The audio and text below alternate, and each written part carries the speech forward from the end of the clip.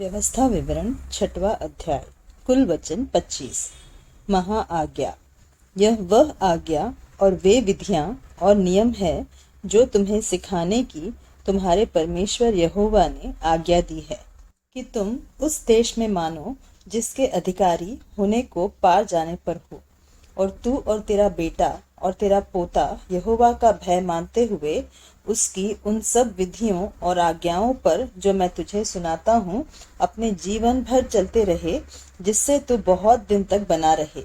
हे इस्राएल, सुन और ऐसा ही करने की चौकसी कर, इसलिए कि तेरा भला हो और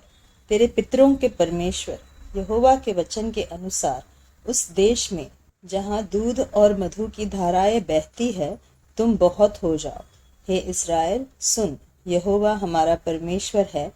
यहोवा एक ही है। तू अपने परमेश्वर यहोवा से अपने सारे मन और सारे जीव और सारी शक्ति के साथ प्रेम रखना, और ये आज्ञाएं जो मैं आज तुझको सुनाता हूँ वे तेरे मन में बनी रहे, और तू इन्हें अपने बाल बच्चों को समझाकर सिखाया करना, और घर में बैठे मार्ग पर चलते लेटते उठते इनकी चर्चा किया करना, और इन्हें अपने हाथ पर चिन्ह के रूप में बांधना, और ये तेरी आंखों के बीच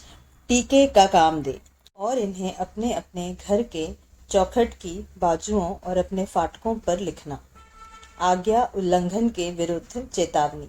जब तेरा परमेश्वर यहोवा तुझे उस देश में पहुंचाए जिसके विषय में उसने अब्राहम, इसहाक और याकूब नामक तेरे पूर्वजों से तुझे देने की शपथ खाई,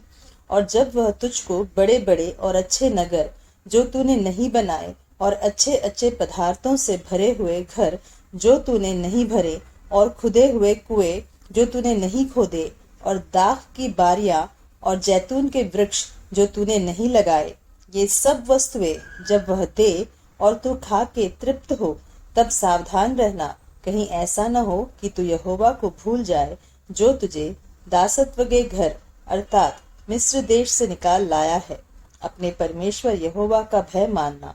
उसी की सेवा करना और उसी के नाम की शपथ खाना। तुम पराये देवताओं के अर्थात अपने चारों ओर के देशों के लोगों के देवताओं के पीछे न हो लेना, क्योंकि तेरा परमेश्वर यहोवा जो तेरे बीच में है वह जल उठने वाला ईश्वर है। कहीं ऐसा न हो कि तेरे परमेश्वर यहोवा का कोप तुझ पर भड़के और वह तुझको पृथ्वी पर से नष्ट कर डाले। तुम अपने परमेश्वर यहोवा की परीक्षा न करना, जैसा कि तुमने मस्सा में उसकी परीक्षा की थी।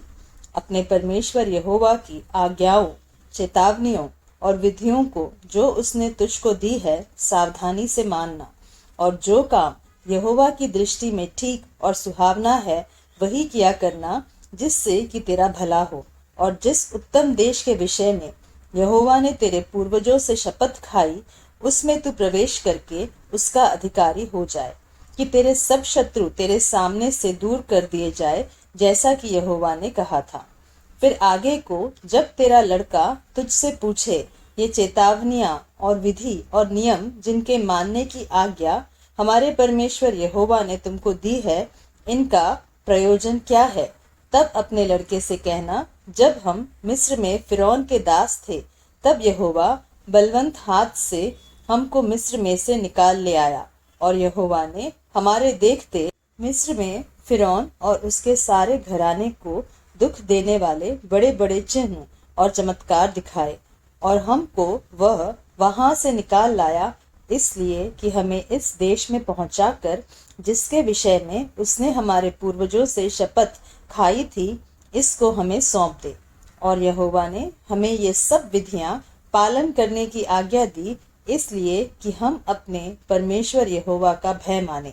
और इस रीति सदैव हमारा भला हो, और वह हमको जीवित रखे जैसा कि आज के दिन है। और यदि हम अपने परमेश्वर यहोवा की दृष्टि में उसकी आज्ञा के अनुसार इन सारे नियमों के मानने में चौकसी करें तो यह हमारे लिए धर्म ठहरेगा।